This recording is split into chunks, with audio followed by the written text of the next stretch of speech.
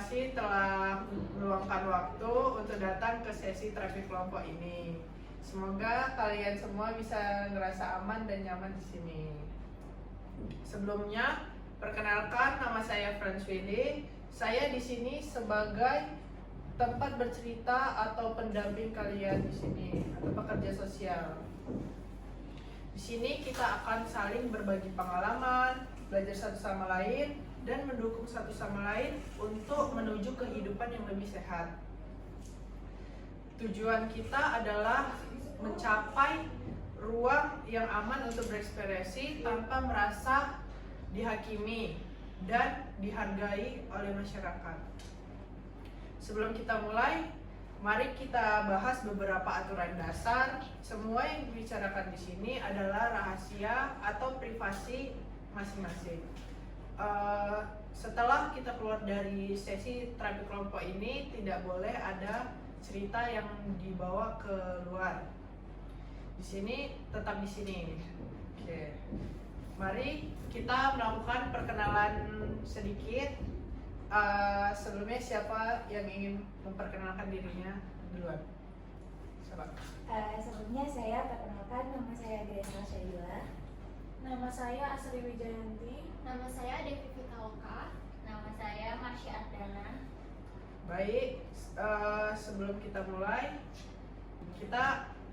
ice breaking dulu ya, biar supaya nggak terlalu kaku kali. Boleh. Ya. Ide bagus juga itu ya. Seru. Ini ice breakingnya siapa yang punya ide ice breaking? Kayak mana kalau ice breakingnya itu nama-nama hewan kayak sambung kata gitu. Kayak contohnya kayak ayam, M-nya itu apa sih gitu. Tapi hewan. Hewan. Berarti akhirannya. Iya. Ya, boleh jika. Gimana kalau yang kalah ice breaking ini dia duluan cerita? Ya, boleh juga itu. Boleh. Siapa mulai dari aku berarti? Iya, mulai dari kamu aja. Ini waktunya 1 detik kayak langsung sebut ya, nggak boleh ada jeda. Oh iya, oke. Mulai dari aku. Ular. Oke, ulang, ini masih awal. Oke. Grogi. Nggak bisa mikir. Kita ulang dari satu dulu. Ya, 1, 2, 3. Ular. Rusa. Ayam. Musang. Gajah.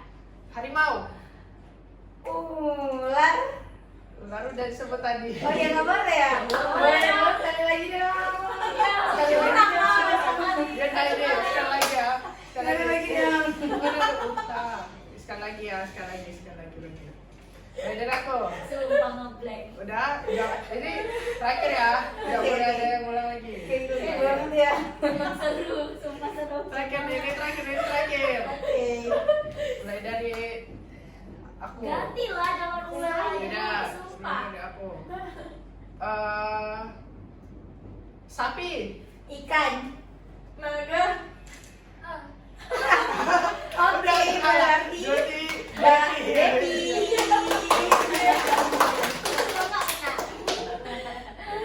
Sebelum kita lanjut ke ceritanya, alangkah baiknya kita berdoa terlebih dahulu. Doa dimulai.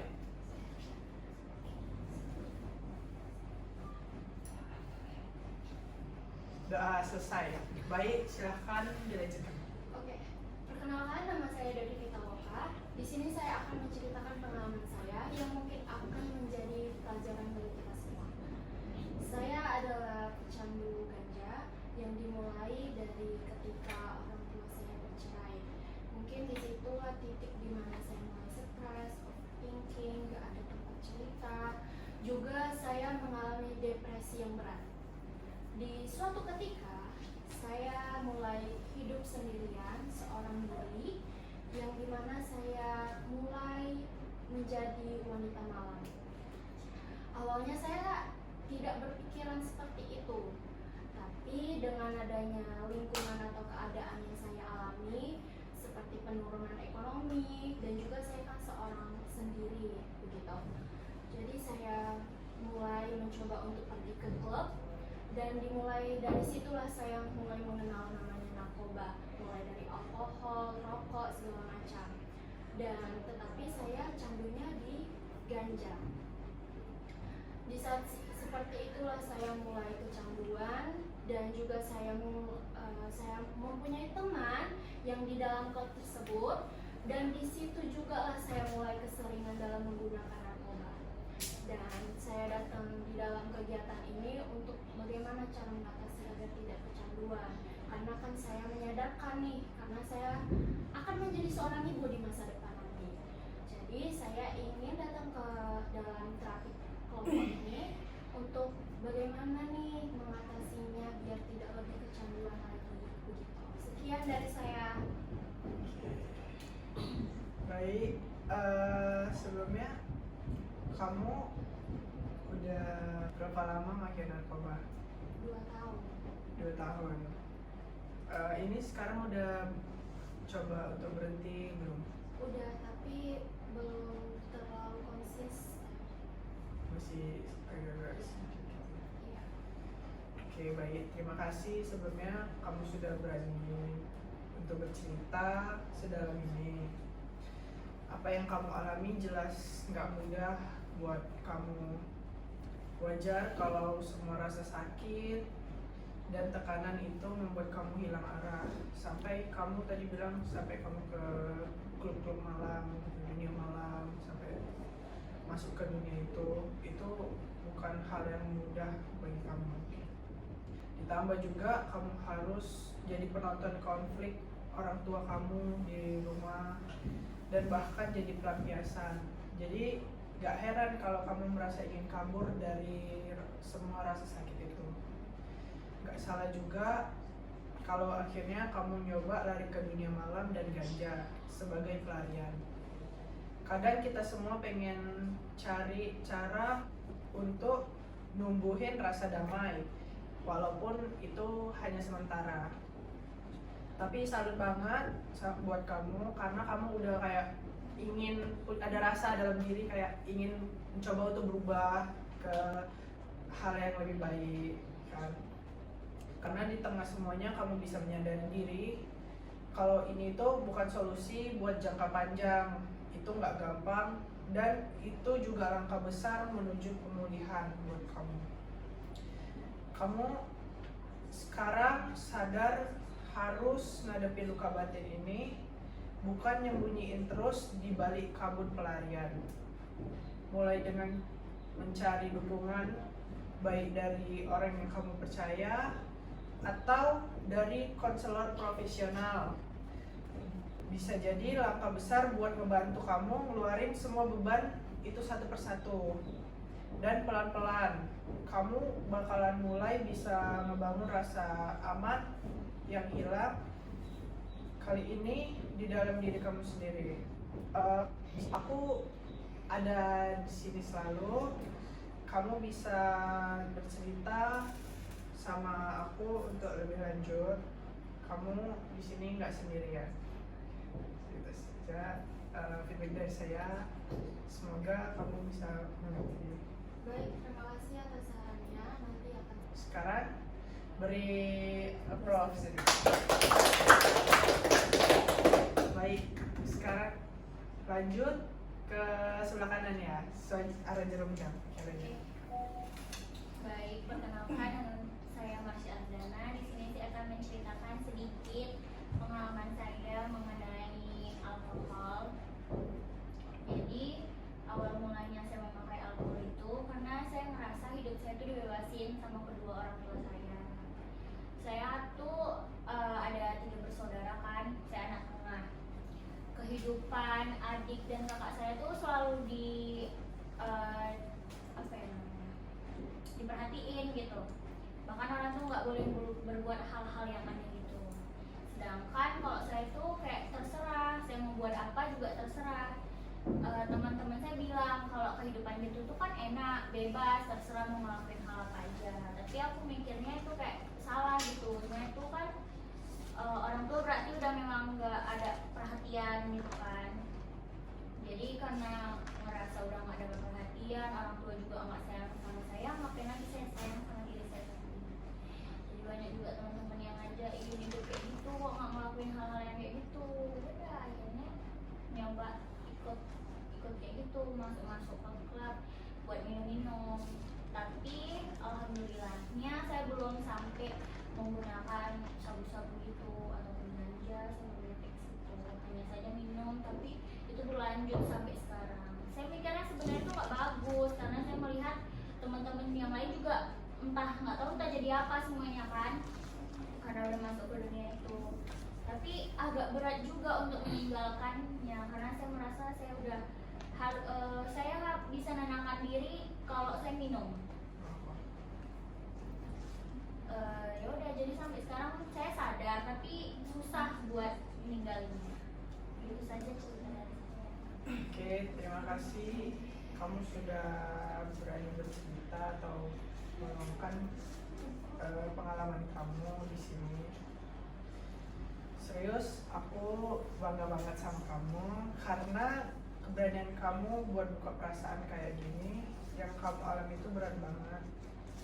Dan kamu bisa dan aku tuh bisa ngerasain gimana rasanya hidup di lingkungan tanpa adanya perhatian dari rasa kasih sayang. Emang perhatian dari keluarga tuh penting banget ya buat kita semua di sini. Dan waktu kamu ngerasa kosong atau nggak dapet semua itu, jadi wajar kalau kamu nyari pelarian buat isi uang kosong itu. Tapi yang paling keren, kamu udah mulai sadar dan ngerasa kalau ini tuh bukan jalan yang benar gitu. Kan kayak kalau minum narkoba tuh kayak tenangnya tuh cuma sesaat gitu kan. Jadi itu udah langkah besar sih bagi aku, dan gak semua orang punya kekuatan buat sampai di titik saat ini.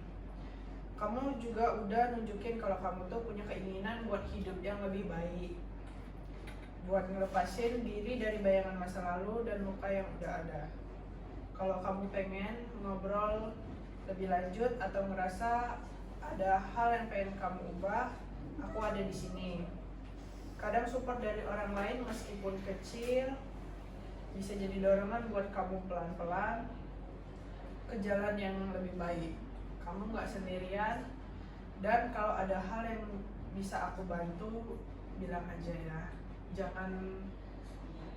Jangan ragu atau gengsi lagi. Kamu tuh di dunia ini nggak sendirian, di lingkungan juga masih banyak orang-orang baik, ya kan? Oke, baik, terima kasih. Sebelum beri approve buat kakak. Selanjutnya silahkan kakak Grace ya tadi namanya. Iya. Oke, silahkan. Baik, sebelumnya saya bisa terjerumus ke dunia narkoba. Oh, boleh buat sidik kan? Oh iya, ya. Itu sebenarnya kenapa saya bisa masuk ke dunia narkoba? Kalau dibilang adalah suatu masalah yang kecil menurut saya. Kenapa saya bisa terjerumus? Tapi bagi saya itu adalah masalah yang terlalu besar untuk orang-orang di sekitar saya merasa bahwa masalah ini ya udah sih hanya sepele gitu kan.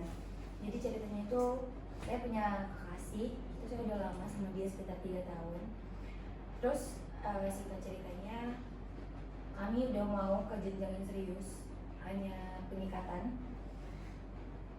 Beberapa hari sebelum acara pengikatan itu, sahabat dekat saya yang udah deket banget sama saya udah sahabatan sama dia sekitar hampir 9 tahun juga dari kecil. Jadi dia nge-WhatsApp saya, dia ngajak saya ketemuan. Saya awalnya berpikir bahwa dia ingin mengucapkan selamat atau memberikan ide-ide untuk entah pakaian saya, rekomendasi MUA gitu kan. Rupanya dia memberikan satu fakta bahwa dia udah gak perawan. Dia memang belum sampai ke tahap yang hamil, tapi bagi perempuan keperawanan adalah sesuatu yang penting untuk hidup. Jadi saya tanya siapa yang ngelakuin itu, kenapa, bagaimana bisa. Akhirnya dia cerita bahwa yang ngelakuin itu ke dia adalah pacar saya sendiri.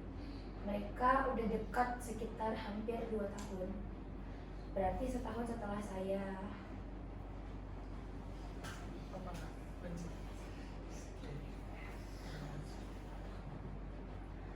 setahun setelah saya pacaran sama pacar saya. Jadi akhirnya keluarga saya malu, saya juga malu, keluarga saya ngejudge saya kayak Allah ditinggal nikah gitu kan, karena dia memang harus menikahi perempuan itu gitu kan. Jadi saya merasa bahwa masalah ini adalah masalah paling berat buat hidup saya. Akhirnya teman saya ngajak saya buat, bisa dibilang buat healing. Dia awalnya ngajak saya ke klub gitu kan.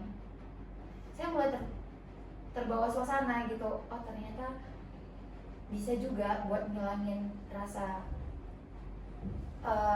stres, terus pikiran saya gitu kan. Akhirnya saya mulai masuk ke dalam dunia itu, dikenalin sama narkoba, dikenalin sama obat-obatan.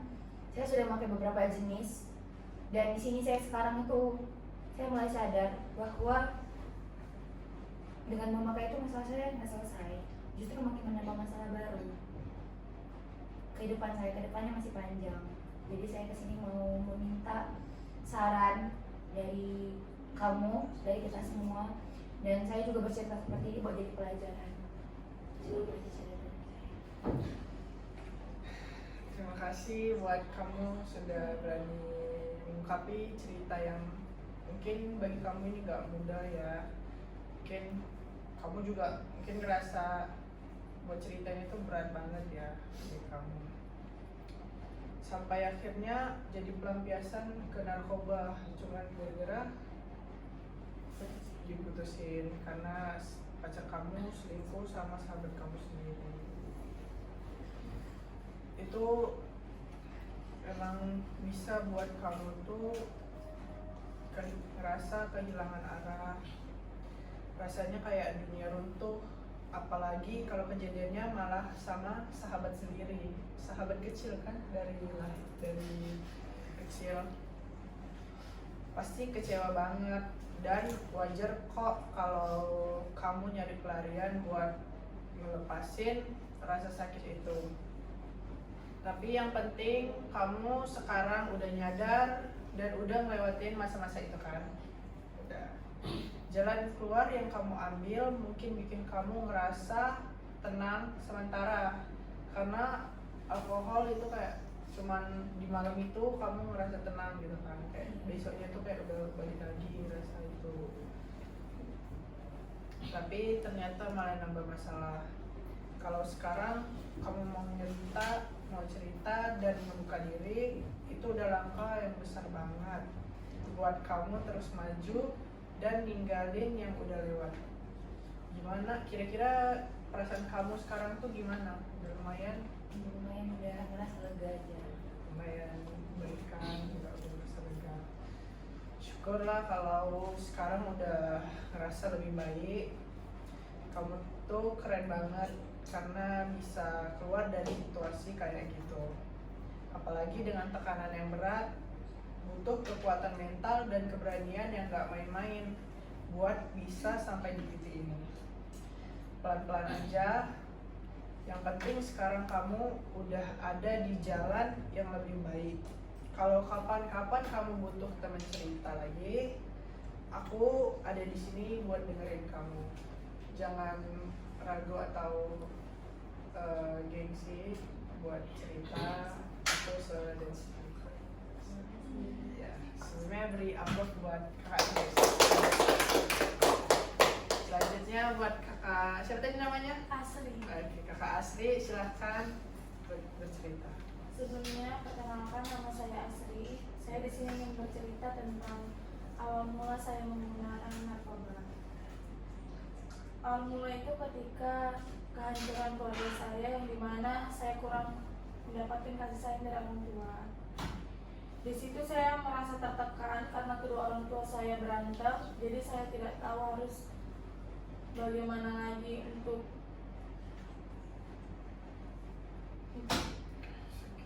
diri saya sendiri. Saya nggak pernah keluar rumah, saya hanya introvert. Orang tua saya melarang saya untuk ini itu. Bahkan saya juga nggak ada yang namanya kawan di rumah. Jadi saya mempunyai kenalan dari sosial media yang bernama Clara. saya sering curhat ke Clara tentang bagaimana saya diperlakukan oleh keluarga saya, bagaimana tentang konflik di permasalahan keluarga kami itu. Dan Clara pun untuk menenangkan saya, dia mengajak saya ke sebuah rumah makan. Dia mendengarkan keluh kesah saya, curhatan saya tentang keluarga saya. Lalu dia memberikan tawaran untuk tinggal bersamanya di sebuah kos-kosan. Jadi karena saya juga merasa pengen yang namanya itu punya teman, jadi saya menerima tawaran si Clara untuk tinggal bersamanya di kos-kosan. Saya pun bergegas untuk membereskan barang-barang saya dari rumah dan saya minggat tanpa sepengetahuan orang tua saya untuk rumah si Clara. Sampai di rumah Clara, saya kira Clara anaknya yang baik. Ternyata dia setiap malam pergi ke klub, dia ngajak saya supaya saya nggak sendirian di kos-kosan dia.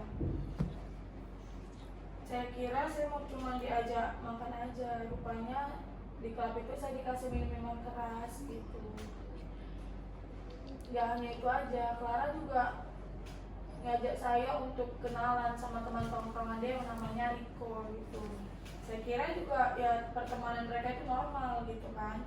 Ternyata tahu dari teman yang lainnya, si Rico ini adalah bandar narkoba.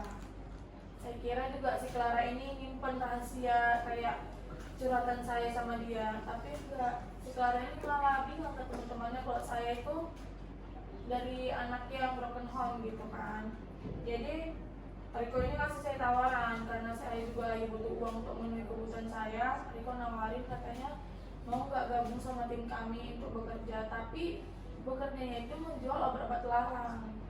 Kan Riko ini bandar narkoba, jadi saya disuruh menjual obat terlarang itu dan mendapatkan omset yang besar gitu. Saya pun menerima tawarannya karena tergiur omset tadi gitu kan.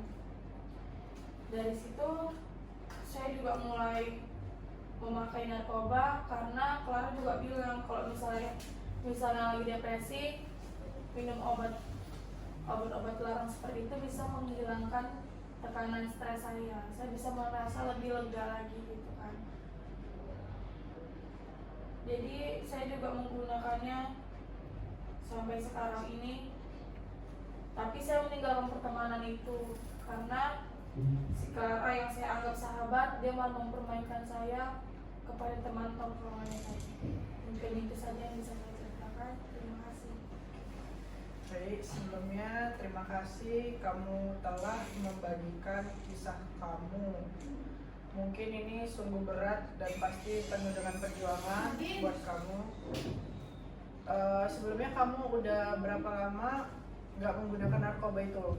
Baru 2 bulan. Per 2 bulan. Tadi kan kamu bilang kamu udah meninggalkan lingkungan itu ya. Menjadi mantan pengguna narkoba adalah langkah yang besar dan berani, terutama setelah melewati pengalaman seperti yang kamu ceritakan. Kadang rasa kurang perhatian dan situasi keluarga yang sulit memang bikin rentan kita dan mencari pelarian. Apalagi kalau nggak ada tempat buat bercerita atau mencurahkan perasaan kamu selama ini. Tadi teman kamu yang cewek namanya siapa? Clara ya. Nah, Clara datang di waktu yang tepat dan kelihatan seperti teman baik, tapi ternyata malah membawa kamu ke lingkungan yang berbahaya. Tapi kamu sadar, kamu berani melangkah pergi dan ninggali semua itu. Itu bukti kamu bahwa kamu itu orang yang kuat dan bisa mengendalikan batasan yang sehat untuk diri kamu sendiri. Kekuatan yang kayak gini gak semua orang punya.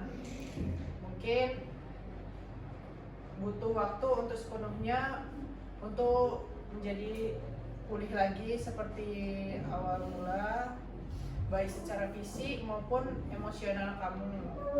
Dan gak apa-apa, kamu udah ada di jalan yang benar dengan meninggalkan lingkungan yang beracun itu. Terus jaga jarak dari hal-hal negatif dan pelan-pelan bangun lingkungan baru yang bisa mendukung pertumbuhan kamu ke arah yang lebih sehat dan lebih baik lagi dari sebelumnya. jangan sampai masuk ke lubang yang sama untuk kedua kalinya. Semoga cerita ini jadi awal baru yang lebih baik buat hidup kamu. Terima kasih atas saran. Yes. Sebelumnya kita beri applause buat baik. Terapi kelompok kita sudah selesai sampai di sini saja. Semoga yang sudah kita ceritakan di sini nggak sampai keluar karena ini privasi. Kan tadi kan sudah di awal sudah saya jelaskan Pak, yang itu privasi. Dan semoga kalian semua menjalankan hidup yang lebih sehat lagi dan keluar dari zona tersebut. Baik. Terima kasih. Sebelum kita sudahi terapi kelompok ini, mari kita berdoa. Sebelum berdoa dimulai.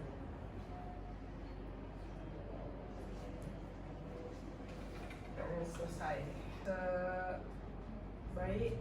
Selanjutnya saya ingin mengasih motivasi mungkin sedikit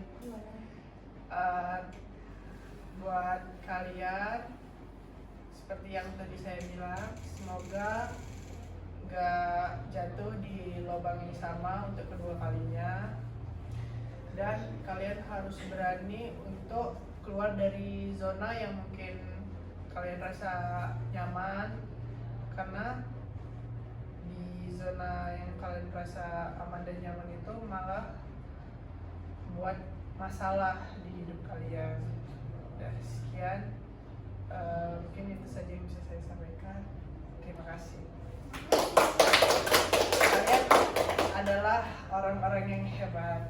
Terima kasih. Sampai bertemu lagi. Oke. Sekarang salam-salaman. Ya. Salam-salaman dong. Terima kasih Kak. Sebenarnya udah pada. Semuanya.